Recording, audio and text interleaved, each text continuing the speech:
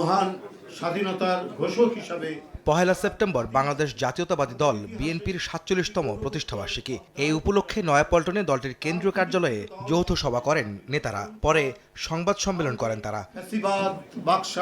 বিএনপির সিনিয়র যুগ্ম মহাসচিব রুহুল কবির রিজভী বলেন, শহীদ রাষ্ট্রপতি জিয়াউর রহমানকে দেশি বিদেশি ষড়যন্ত্রে হত্যা করা হয়েছিল।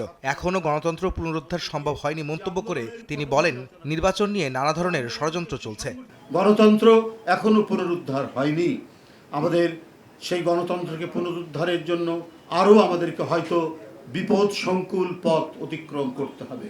আমাদের অবাধ সুষ্ঠু নির্বাচন এখনো নিশ্চিত হয়নি।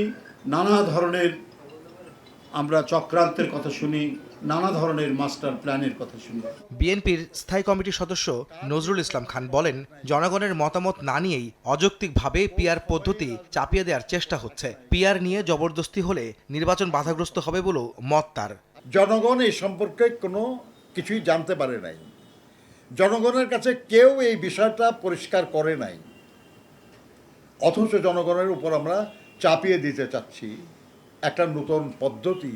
এই নিয়ে যখন ইনসিস্ট করা হয় তখন তো সন্দেহ করাই যায় আর কি, যে এটা একটা অযৌক্তিক চেষ্টা, যেটা অনিবার্য পরিণতি হতে পারে নির্বাচন অনুষ্ঠানের ক্ষেত্রে। এর আগে দলটির প্রতিষ্ঠাবার্ষিকী উপলক্ষে সপ্তাহব্যাপী কর্মসূচি ঘোষণা করেন নজরুল ইসলাম খান। 31শে আগস্ট ঢাকার ইঞ্জিনিয়ার্স ইনস্টিটিউটে আলোচনা সভা, 1 সেপ্টেম্বর বেলা 11টায় বিএনপির প্রতিষ্ঠাতা মহান স্বাধীনতার ঘোষক শহীদ রাষ্ট্রপতি জিয়াউর রহমান বীরোত্তমের মাজার জিয়ারত করবেন।